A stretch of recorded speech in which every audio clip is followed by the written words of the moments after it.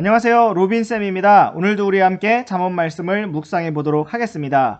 오늘 묵상해 볼 잠언 말씀은 잠언 4장 1절에서 6절까지 말씀입니다. 먼저 우리 함께 이 말씀을 읽어보도록 하겠습니다. 자녀들아, 너희는 아버지의 훈계를 들으며 주의를 기울여 명철을 알라. 내가 너희에게 선한 교리를 주나니 너희는 내 법을 버리지 말라. 나도 내 아버지의 아들이었으며 내 어머니의 눈앞에서 연약하고 유일하게 사랑받는 자였노라. 아버지도 나를 가르쳐 내게 이르기를 내 말들을 내 마음에 간직하라. 내 명령들을 지키라. 그리하면 살리라. 지혜를 얻으며 명철을 얻으라. 그것을 잊지 말며 내 입의 말들에서 돌이키지 말라. 지혜를 버리지 말라. 그리하면 그것이 너를 보존하리라. 그것을 사랑하라. 그리하면 그것이 너를 보호하리라. 하늘의 아버지이신 우리 주 하나님께서는 오늘 그분의 아들이고 딸인 우리에게 말씀하십니다. 아버지의 훈계를 들으며 주의를 기울여 명철을 알라고 말씀하고 있습니다. 하나님께서 오늘 우리에게 선한 가르침을 주심으로 우리에게 주님의 법, 주님의 말씀을 버리지 말라고 말씀하십니다. 3절 말씀에 나타난 솔로몬의 고백과 같이 우리는 연약하고 또한 사랑받는 아들과 딸입니다. 찬송가 중에 이런 가사가 있습니다. 예수 사랑하심은 거룩하신 말일세 우리들은 약하나 예수 권세 많도다. 네, 우리들은 약하지만 사랑받는 자라는 것이 얼마나 감사한지 모릅니다. 세상은 약하고 못난 사람을 따돌리고 미워합니다. 세상은 키 크고 잘생기고 힘세고 똑똑하고 잘난 사람만 사랑하고 인정해 줍니다. 그러나 우리 주님은 약하고 못난 우리들을 사랑해 주셨습니다.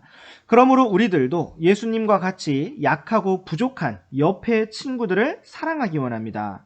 친구가 잘생겼으니까 사랑하는 것이 아니라, 친구가 공부를 잘하고 운동을 잘하니까 좋아하는 것이 아니라, 하나님께서 내 옆에 주신 나의 친구이고 나의 형제이고 나의 자매이고 형, 누나, 오빠, 언니, 동생이기 때문에 서로 사랑하기를 원합니다. 결코 나 자신이 자격이 있어서 사랑받는 것이 아니라는 사실을 우리가 기억한다면 우리도 옆의 친구들을 조건 없이 사랑할 수 있을 것입니다. 4절 말씀에서 하나님께서는 우리에게 말씀을 마음에 간직하라고 말씀하고 계십니다. 그러므로 우리가 오늘도 성경 말씀을 듣고 또 배우고 또 암송하는 것입니다. 우리는 하나님의 말씀을 우리의 머리에만이 아니라 마음에 간직해야 합니다. 마음에 간직한다는 것은 사랑하고 좋아하는 것을 의미합니다. 여러분, 하루 중 축구 생각과 주님 생각 중에 무엇을 더 많이 하십니까? 내가 좋아하는 세상의 사람들이나 물건들이나 주제들과 주님 중에서 무엇을 더 많이 사랑하십니까? 우리가 주님을 더 많이, 자주, 즐겨 생각할 수 있기를 원합니다. 4절 말씀을 계속해서 보면 우리가 하나님의 명령들을 지킬 때 그것으로 인하여 살 것이라고 말씀하고 계십니다. 하나님께서는 우리가 주님의 말씀을 마음에 담아둘 뿐만 아니라 그것을 실제로 지키고 살아내기를 원하십니다. 우리가 오늘 정말 하나님의 말씀을 믿는 그리스도인이라면 말씀대로 살기를 원합니다. 말씀대로 살지 않으면 아무런 의미가 없습니다. 우리는 지식을 늘리기 위해서 성경을 배우는 것이 아닙니다. 세상 사람들보다 하나님에 대해서 조금 더 알기 위해서 성경을 배우는 것이 아닙니다.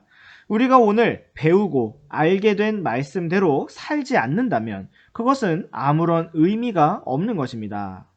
우리가 감사해야 한다는 것을 배웠다면 감사하는 마음을 가지고 또 감사하다는 말을 할 줄 알아야 합니다. 우리가 서로 잘못을 고백하라는 것을 배웠다면 서로 오해가 있고 다툼이 있었을 때 겸손하게 사과하고 관계를 회복하고 화해하기를 배워야 합니다. 우리가 순종하고 섬겨야 하는 것을 배웠다면 다른 사람들이 수고할 때 구경하는 것이 아니라 함께 섬기고 돕는 삶을 살아야 하는 것입니다. 5절 말씀은 우리에게 지혜와 명철을 얻으라고 말씀하고 있습니다. 지혜와 명철을 잊지 말고 주님의 말씀에서 돌이키지 말라고 말씀하고 있습니다. 우리가 한때는 주님을 따르다가 나중에는 돌이켜서 주님을 등지는 삶을 살지 말아야 합니다. 우리는 반대로 한때 세상을 따라 살았다 할지라도 돌이켜서 세상을 등지고 주님을 따라야 합니다. 마지막으로 6절 말씀은 우리에게 지혜를 버리지 말라고 말씀하고 있습니다. 우리가 지혜를 버리지 않는다면 지혜가 우리를 보존할 것입니다. 우리가 주님의 지혜의 말씀을 사랑하면 바로 이 지혜의 말씀이 우리를 보호할 것입니다. 주님의 말씀을 마음에 간직하고 사랑하는 오늘 하루가 되기를 원합니다. 안녕하세요, 로빈쌤입니다. 오늘도 우리 함께 잠언 말씀을 묵상해 보도록 하겠습니다. 오늘 함께 살펴볼 잠언 말씀은 잠언 4장 7절부터 10절까지 말씀입니다. 먼저 우리 함께 이 말씀을 읽어보도록 하겠습니다. 지혜는 으뜸 가는 것이니 그러므로 지혜를 얻으라. 내가 얻은 모든 것으로 명철을 얻을지니라. 그것을 높이라. 그리하면 그것이 너를 높이리라. 내가 그것을 품으면 그것이 너를 존귀로 인도하리라.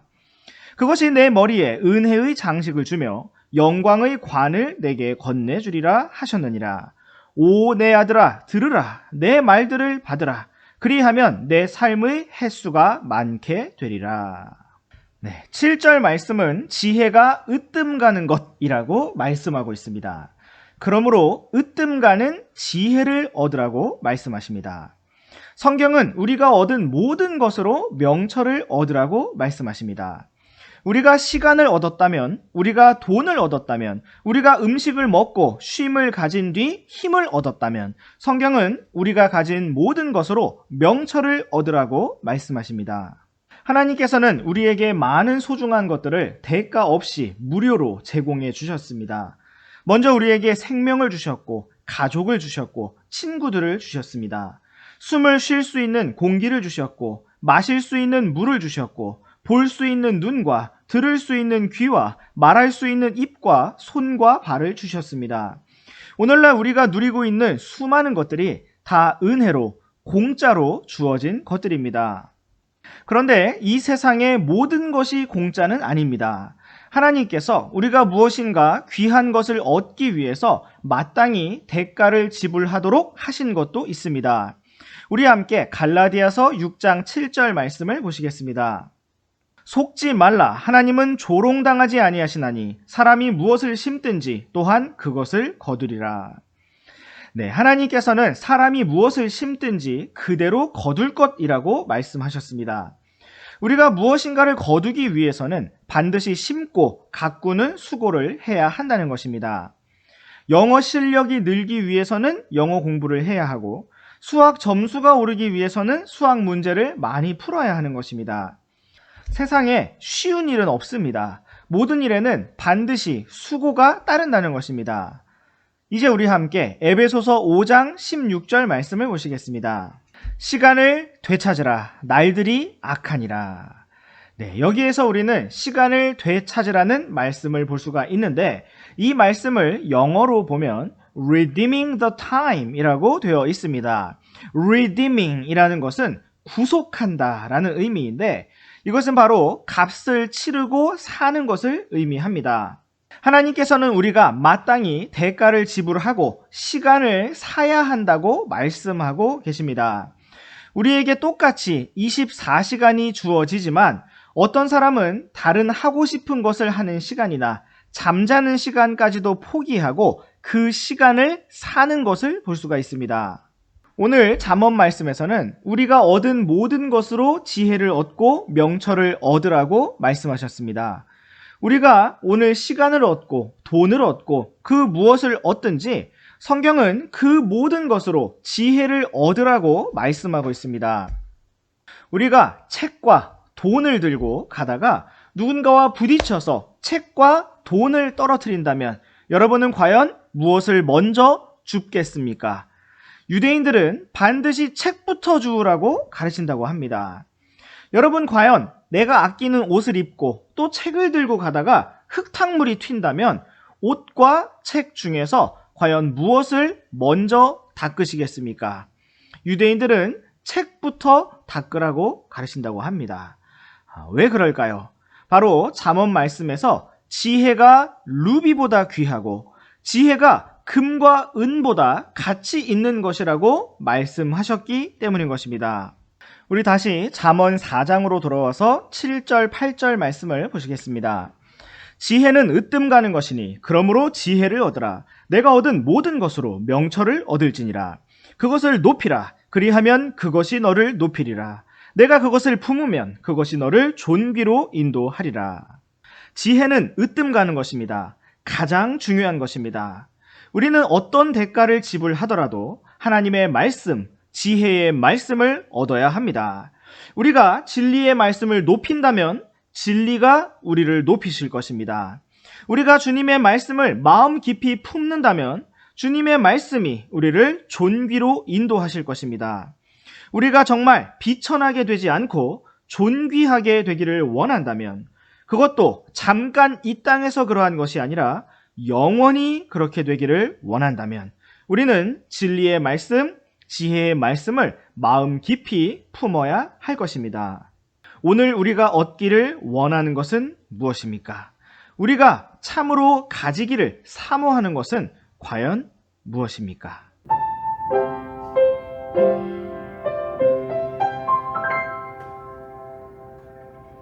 안녕하세요. 로빈쌤입니다. 오늘도 우리 함께 잠언 말씀을 묵상해 보도록 하겠습니다. 오늘 함께 살펴볼 잠언 말씀은 잠언 4장 7절에서 10절까지 말씀입니다.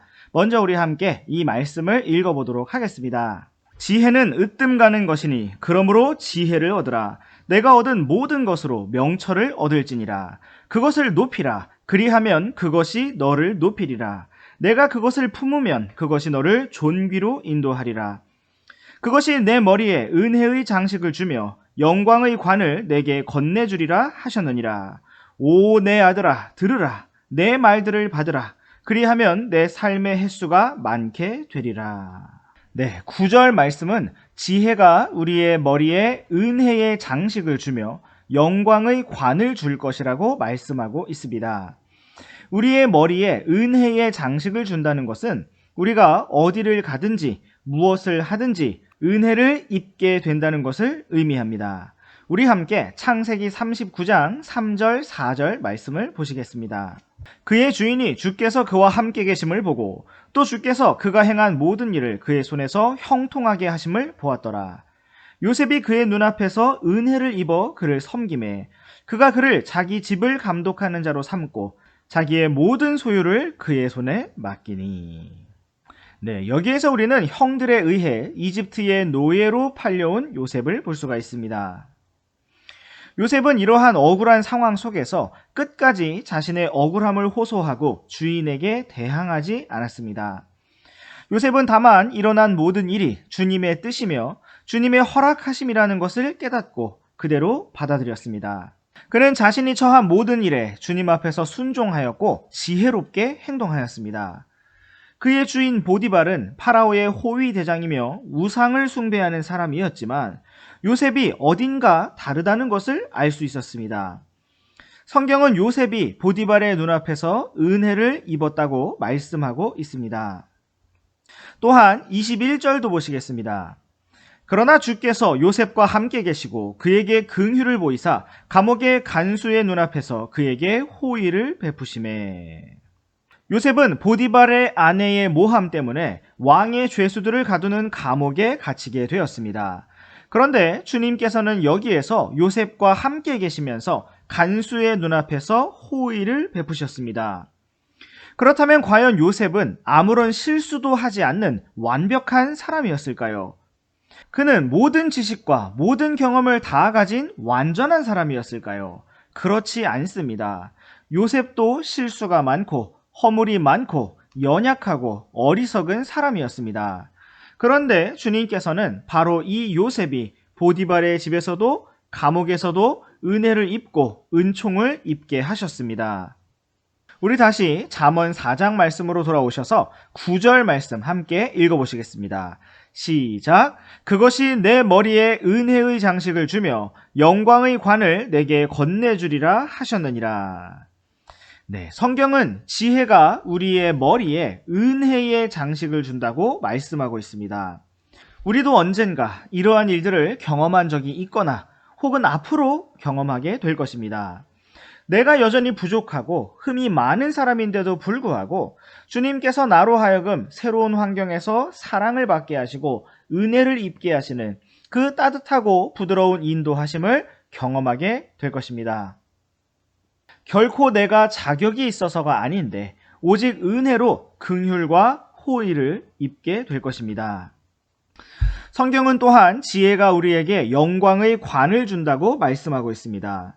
마치 요셉이 나중에 파라오의 왕좌에 앉게 되었던 것처럼 지혜는 우리에게 영광의 관을 줄 것입니다. 우리가 우리 자신의 어리석음을 따라 걷는 것이 아니라 주님의 말씀을 따라 주님의 지혜를 따라 걸어간다면 주님께서는 영원한 왕국에서 우리에게 왕관을 주실 것입니다. 또한 10절 말씀도 함께 읽어보시겠습니다. 시작. 오 내 아들아 들으라. 내 말들을 받으라. 그리하면 내 삶의 횟수가 많게 되리라. 성경은 우리가 하늘 아버지의 말씀을 받을 때 이 땅에서의 삶의 횟수도 많게 될 것이라고 말씀하고 있습니다. 우리가 하늘에서 장차 이 땅에 임할 주님의 왕국에서만 영광을 얻게 되는 것이 아니라 이 땅에서도 삶의 횟수가 많게 될 것이라고 말씀하고 있습니다. 우리가 오늘을 살아가면서 결코 잊지 말아야 하는 것이 있다면 그것은 바로 주님의 말씀, 주님의 지혜인 것입니다.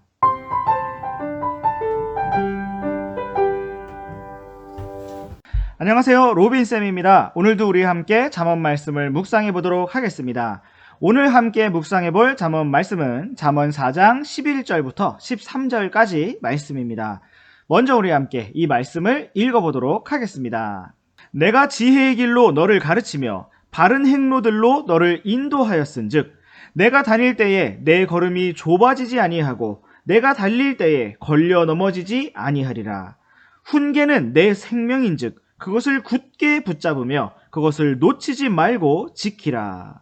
아멘.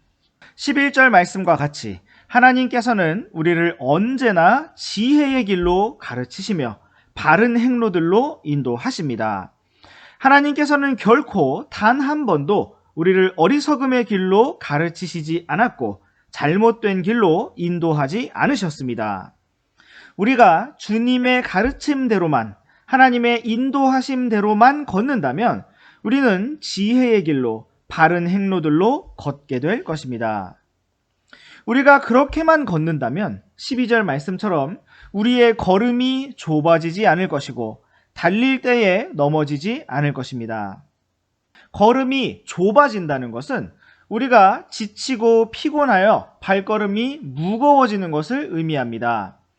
걸음이 힘찰 때는 걸음이 이렇게 멀리 성큼성큼 나갈 수 있지만 우리가 지치게 되면 걸음이 좁아지는 것입니다. 우리는 오늘도 인생길을 걷습니다. 오늘 우리의 걸음이 지혜의 길이며 바른 행로들이 되기를 원합니다. 하나님께서 원하시는 길, 진리의 길로만 가기를 원합니다. 우리가 그렇게만 걸어간다면 우리는 참으로 안전할 것이고 또한 행복할 것입니다. 13절 말씀에서 훈계는 우리의 생명이라고 말씀하고 있습니다. 우리는 반드시 훈계를 굳게 붙잡고 결코 놓치지 말아야 하며 반드시 지켜야 합니다. 왜냐하면 훈계가 우리의 생명이기 때문입니다. 너무너무나 사랑하는 우리 학생 여러분 모두가 참된 믿음의 길로 반드시 걸어가시기를 바랍니다. 여러분 날마다 삶 속에서 무엇을 배우고 계십니까? 가장 먼저 우리가 창조되고 존재하는 목적을 잊지 마시기 바랍니다. 우리가 오늘도 살아 숨쉬는 이유는 하나님을 기쁘시게 하기 위함이며 주님을 경배하기 위함입니다. 예배가 얼마나 중요한가 하면 그것이 바로 내가 오늘을 사는 목적인 것입니다. 나의 입을 열어서 나를 창조하시고 나를 구원하신 하나님을 찬양하는 것이 오늘 내가 사는 이유입니다. 이 세상 그 어떤 일도 예배보다 중요한 것은 없습니다. 여러분 이 길을 결코 떠나지 마십시오. 지혜의 길, 바른 행로를 결코 버리지 마십시오. 또한 여러분 삶 속에서 무엇을 배우고 계십니까? 우리가 사는 이유가 바로 섬기기 위한 것이라는 사실을 배우기 원합니다. 우리는 이기적으로 단순히 나를 위해서 살아가는 것이 아닙니다. 우리는 오늘 섬기기 위해서 살고 있습니다. 섬긴다는 것은 나의 시간과 돈과 에너지를 기꺼이 희생하는 것을 의미합니다. 우리가 오늘 손해보고 희생을 할 수 있는 이유는 영원한 영광과 보상을 믿기 때문인 것입니다. 사랑하는 학생 여러분, 오늘 우리가 주님을 섬기되 최선을 다해서 적극적으로 섬기기를 원합니다. 마지못해서 억지로 섬기는 모양새를 갖추는 것이 아니라 정말 주님을 사랑하는 마음으로 마음을 다해서 섬기기를 원합니다. 또 여러분, 우리는 삶 속에서 어떤 길을 배우고 계십니까? 거룩하고 순결한 길을 가십시오. 주님 앞에서 여러분 자신을 지키십시오. 여러분의 마음과 애정과 사랑을 아무에게나 주지 마십시오. 언제나 신중하시고 당장 내 눈앞에 좋은 것을 성급히 붙잡기보다 주님께서 주실 때까지 기다리고 기도하는 여러분이 되십시오. 여러분의 진로를 결정할 때, 직장을 결정할 때, 결혼 상대를 결정할 때 정말 주님이 주시는 가장 좋은 것을 받으십시오. 투명하게 형제 자매들에게 조언을 구하고 의논할 수 있는 정직함과 겸손함을 배우십시오. 주님의 뜻이 아니라면 다 헛되다는 것을 마음에 새기십시오. 사랑하는 학생 여러분, 참으로 여러분이 다 잘 되기를 바랍니다. 이 세상에서도 행복하기를 바라지만 더더욱 영원한 주님의 왕국에서 놀라운 영광과 보상으로 복 받기를 간절히 바랍니다. 여러분, 오늘 여러분이 배우고 있는 믿음의 길, 지혜와 훈계를 결코 가볍게 넘기지 마시고 마음 깊이 새기시기 바랍니다.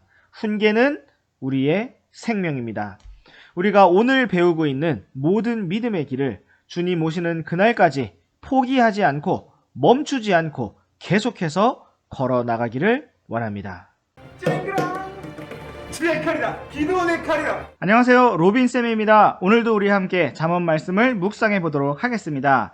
오늘 함께 묵상해 볼 잠언 말씀은 잠언 4장 14절부터 19절까지 말씀입니다. 먼저 우리 함께 이 말씀을 읽어보도록 하겠습니다. 사악한 자들의 행로로 들어가지 말고 악한 자들의 길로 다니지 말지어다. 그것을 피하고 그 곁으로 지나가지 말며 거기서 돌이켜 떠나갈지어다. 그들은 해악을 행하지 아니하면 자지 못하고 누군가를 넘어뜨리지 못하면 잠들지 못하며 사악함의 빵을 먹고 폭력의 포도주를 마시느니라. 그러나 의인들의 행로는 빛나는 광채 같아서 점점 더 빛나 완전한 낮에 이르거니와 사악한 자들의 길은 어둠 같아서 그들은 무엇에 걸려 넘어지는지도 알지 못하느니라. 14절 말씀은 우리에게 사악한 자들의 행로로 들어가지 말고 악한 자들의 길로 다니지 말라고 경고하고 있습니다. 15절은 그러한 길을 피할 뿐만 아니라 그 곁으로 근처에도 가지 말라고 말씀하고 있습니다. 또한 우리가 조금이라도 그러한 길을 갔거든 돌이켜서 떠나라고 말씀하고 있습니다. 우리는 반드시 죄에 대하여 이 두 구절과 같은 자세를 취해야 합니다. 가장 먼저 우리가 사악한 자들, 악한 자들의 길로 다니지 않으려면 그러한 자들과 친해지지 말아야 합니다. 우리가 그러한 자들과 함께 다니지 않고 오히려 하나님의 사람들과 함께 다닌다면 우리 자신을 더욱 안전하게 지킬 수 있을 것입니다. 우리는 사악한 자들과 악한 자들의 길을 피해야 합니다. 죄에 대한 우리의 기본적인 반응과 태도와 대처는 피하는 것이어야 합니다. 우리가 죄와 맞서서 갈등하고 고민하면 할수록 패배할 가능성이 높아집니다. 요셉이 마치 보디발의 아내를 피하고 자리를 박차고 뛰어나갔던 것처럼 우리는 죄의 흐름이 있는 곳에서 아예 피해야 합니다. 우리는 그러한 장소에도 가지 말아야 합니다. 여러분이 나중에 커서 아무리 술을 안 마신다 하더라도 술집을 자주 들락날락 다닌다면 언젠가는 술을 한 잔, 두 잔 마시기가 쉬울 것입니다. 성경은 아예 피하는 방법을 우리에게 가르쳐 주고 있습니다. 또한 성경은 죄의 길을 피하는 것이 곁으로 지나가지도 않는 것이라고 말씀하고 있습니다. 호기심 자체는 나쁜 것이 아니지만 많은 경우 쓸데없는 호기심이 우리들을 죄악으로 이끄는 것을 볼 수가 있습니다. 마약을 맞으면 어떤 느낌일까? 호기심이 생긴다고 해서 우리가 꼭 마약을 맞아봐야 하는 것이 아닙니다. 술이 어떤 맛인지, 담배는 어떤지, 도박을 하면 어떤 문제들이 있는지 우리가 다 경험해봐야 하는 것이 아닙니다. 도둑의 기분은 어떨지, 살인자는 어떤 심정일지 우리가 다 해봐야 하는 것이 결코 아닙니다. 성경은 죄의 길 곁으로 지나가지도 말라고 말씀하고 있습니다. 우리 함께 데살로니가 전서 5장 22절 말씀을 보시겠습니다. 악의 모든 모양을 삼가라. 네, 성경은 악의 모든 모양을 삼가라고 말씀하고 있습니다. 악을 삼갈 뿐만 아니라 악의 모양까지도 모두 거절하라고 말씀하고 있습니다. 우리는 눈짓으로든 농담으로든 지나가는 말로든 악의 모든 모양을 거절해야 합니다. 그 곁으로도 지나가지 말아야 합니다. 또한 성경은 우리에게 악에서 돌이켜 떠나라고 말씀하십니다. 우리는 언제든지 넘어질 수 있고 실수할 수 있고 죄를 지을 수 있는 연약하고 어리석은 사람들입니다. 그러나 우리가 죄를 짓고 난 뒤에는 즉시로 돌이키는 태도를 가져야 합니다. 우리는 죄에 대하여 변호하지 말아야 합니다. 변명하지 말아야 하고 핑계를 대지 말아야 합니다. 정당하게 방어하지 말아야 합니다. 죄는 죄이고 악은 악입니다. 우리가 어떤 이유로든 죄의 길을 걸었다면 우리에게는 오직 한 가지, 잘못을 인정하고 돌이키며 악에서 떠나는 길만이 남아 있는 것입니다. 우리 함께 잠언 4장 19절 말씀을 읽으시겠습니다. 시작! 사악한 자들의 길은 어둠 같아서 그들은 무엇에 걸려 넘어지는지도 알지 못하느니라. 성경은 사악한 자들의 길이 어둠과 같다고 말씀하고 있습니다. 어둠이라는 것은 앞을 볼 수 없다는 것을 의미합니다. 자기 자신의 모습도 볼 수가 없고 다른 사람의 모습도 볼 수가 없으며 자기가 가는 길도 볼 수가 없다는 것을 의미합니다. 어둠 속에 있는 자는 어딘가에 부딪히고 넘어질지라도 무엇에 걸려 넘어졌는지 알 수도 없습니다. 무엇이 잘못되었는지 알 수가 없는 것입니다. 그러나 18절 말씀에서 의인들의 행로는 빛나는 광채와 같다고 말씀하고 있습니다. 점점 더 빛나 완전한 낮에 이른다고 말씀하고 있습니다. 오늘 우리의 한 걸음이 어둠의 길이 아니라 빛의 길이 되기를 원합니다. 죄악의 길이 아니라 말씀에 순종하는 의의 길이 되기를 원합니다.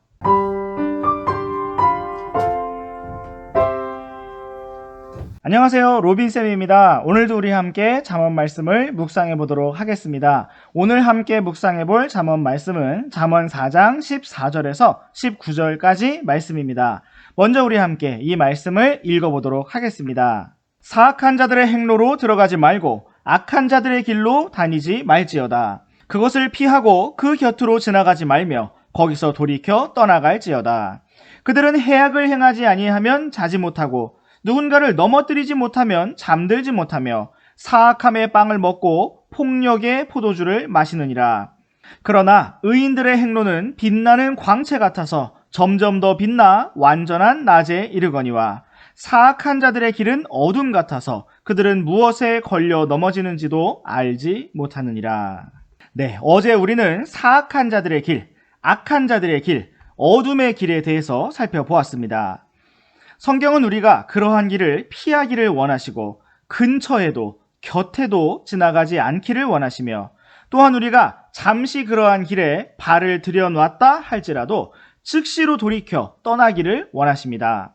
우리가 이러한 사악한 길을 가지 않고 빛의 길, 훈계의 길을 가야 하는 이유는 그 길이 우리의 생명이기 때문입니다. 우리 함께 잠언 4장 18절 말씀을 다 함께 다시 한번 읽어보시겠습니다. 시작! 그러나 의인들의 행로는 빛나는 광채 같아서 점점 더 빛나 완전한 낮에 이르거니와. 여기서 우리는 의인들의 행로에 대하여 볼 수가 있습니다.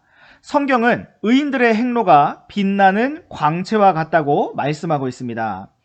의의 길은 어둠과 비교했을 때 비교적 밝은 길이 아니라 빛나는 광채와 같습니다.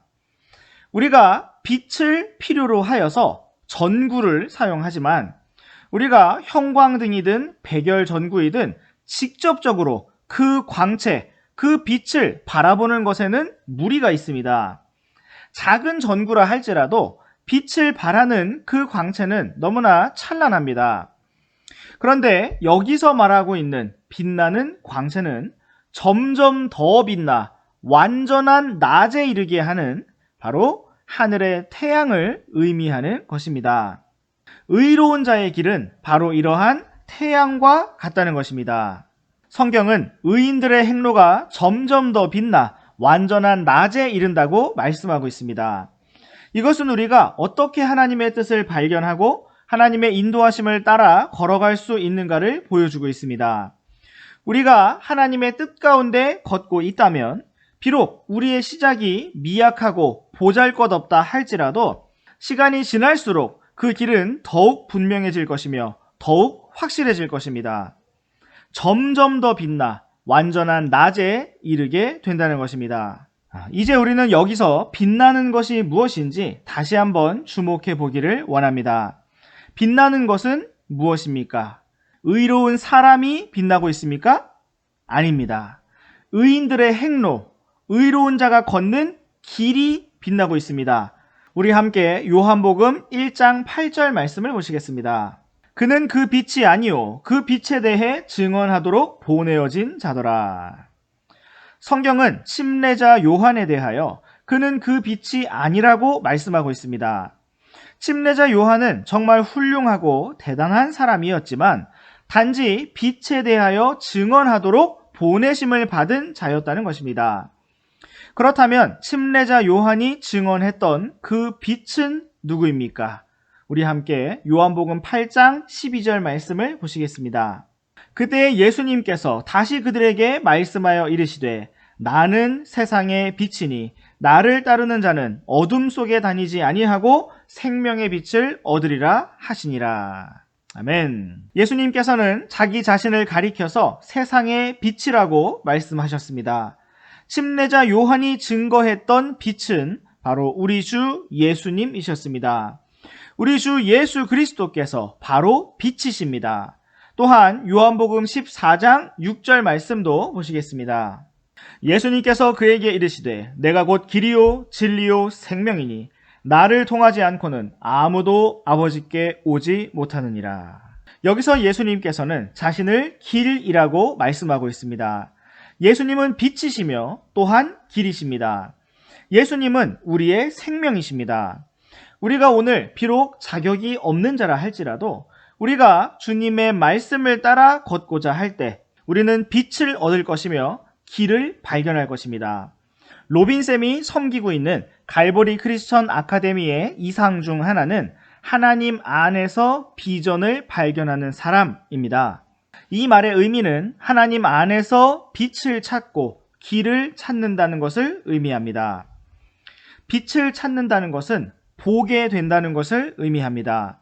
나 자신을 바르게 보고 내 주변에 있는 상황들과 사람들을 바르게 보고 나에게 주신 길을 바르게 볼 수가 있음을 의미합니다. 우리는 어떻게 빛을 얻고 길을 찾을 수가 있습니까? 오늘도 한 걸음입니다. 우리가 오늘도 한 걸음 말씀을 따라 걷기를 원합니다. 비록 오늘 우리의 걸음이 찬란하지 않을지라도 한 걸음씩 한 걸음씩 걸어 나아가면서 점점 더 빛나 완전한 낮에 이르게 될 것입니다.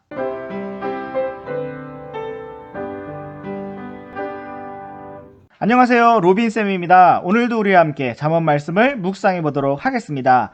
오늘 함께 묵상해 볼 잠언 말씀은 잠언 4장 20절부터 27절까지 말씀입니다. 먼저 우리와 함께 이 말씀을 읽어보도록 하겠습니다. 내 아들아, 내 말들의 주의를 기울이며 내가 말하는 것에 내 귀를 기울이라.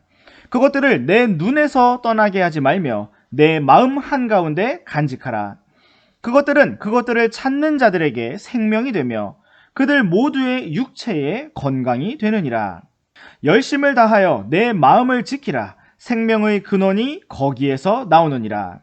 비뚤어진 입을 내게서 버리며 뒤틀어진 입술을 내게서 멀리하라.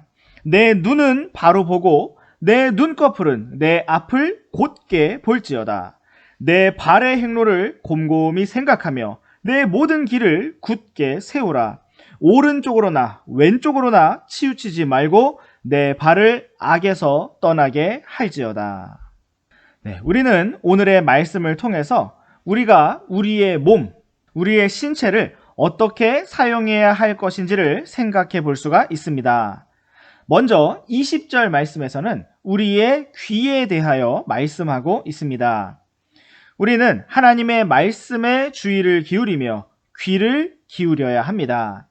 우리의 귀가 세상의 재미있는 이야기들이나 다른 사람의 헐뜯는 이야기가 아니라 주님의 말씀에 대하여 활짝 열리기를 원합니다. 또한 21절에서는 우리의 눈에 대하여 말씀하고 있습니다. 하나님께서는 주의 말씀이 우리의 눈에서 떠나지 말게 하라고 말씀하고 있습니다.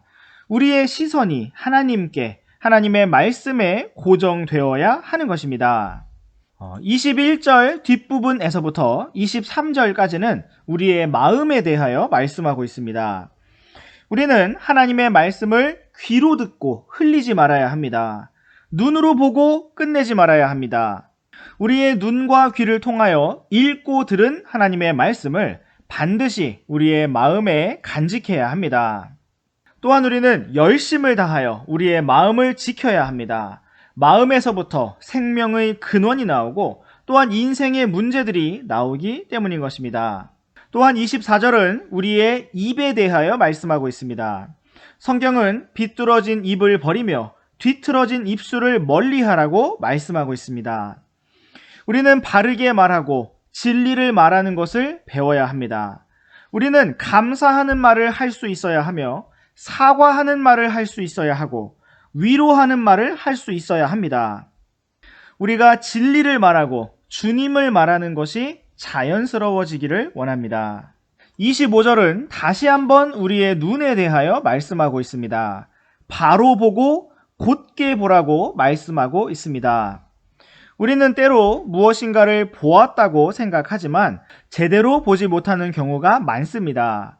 마치 예수님의 온갖 기적을 다 보고서도 메시아 구원자를 보는 것이 아니라 안식일을 어긴 것만 보았던 바리새인들처럼 우리는 제대로 보지 못할 때가 많이 있습니다. 그러나 우리가 하나님의 말씀대로 바로 볼 수 있기를 원합니다. 하나님께서 우리의 눈을 뜨게 하여 주시고 바로 볼 수 있도록 이끌어 주시기를 원합니다.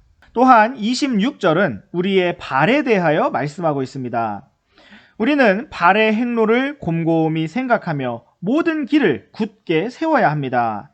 굳게 세운다는 것은 우리가 어떤 길을 선택하기 전에 돌다리도 두드려 보듯이 정말 하나님의 뜻인가를 굳게 확증하는 일입니다. 이러한 작업이 매우 힘들고 고달플지라도 우리는 모든 길을 선택하기에 앞서 반드시 이와 같은 과정을 겪어야 합니다. 또한 우리는 지나온 길에 대해서도 굳게 세워두어야 합니다. 우리는 믿음으로 결정하고 믿음으로 진행해온 일에 대해서도 흔들리거나 후회할 수가 있습니다. 우리가 그만큼 연약한 사람들입니다. 우리는 이스라엘 백성들이 영광스럽게 출애굽을 하고 나서 조금 배고프고 목마르게 되자 다시 이집트를 그리워했던 것을 보게 됩니다. 이처럼 우리는 조금이라도 고난이 오고 힘든 일이 오면 후회하고 되돌아가려는 마음을 가지는 연약한 본성을 가지고 있습니다. 그러나 우리가 오늘 주님의 말씀을 힘입어서 우리가 믿음으로 결정하며 걸어왔던 우리의 모든 길들을 굳게 세우기를 원합니다. 또한 27절에서는 우리의 발이 오른쪽으로나 왼쪽으로나 치우치지 말고 균형 있게 걸어야 함을 말씀하고 있습니다. 또한 우리의 발을 악에서 떠나게 하라고 말씀하고 있습니다. 오늘의 말씀은 우리의 각 신체를 어떻게 다루어야 하는지를 말씀하고 있습니다. 우리의 눈과 귀와 입과 발이 어떠해야 하는지 말씀하고 있습니다. 그리고 무엇보다 우리의 마음이 어떠해야 하는지 보여주고 있습니다. 하나님께서는 우리가 열심을 다하여 마음을 지켜야 한다고 말씀하고 있습니다. 왜냐하면 우리의 생각과 마음은 마귀가 집중적으로 공략하는 주 공격 대상이기 때문입니다. 오늘 우리의 마음은 어디에 있습니까? 하나님께 있기를 원하고 주님의 말씀에 있기를 원합니다. 네, 오늘의 잠언 묵상은 여기까지입니다. 우리 다음 시간에도 계속해서 잠언 말씀 묵상해 보도록 하겠습니다. 그럼 안녕!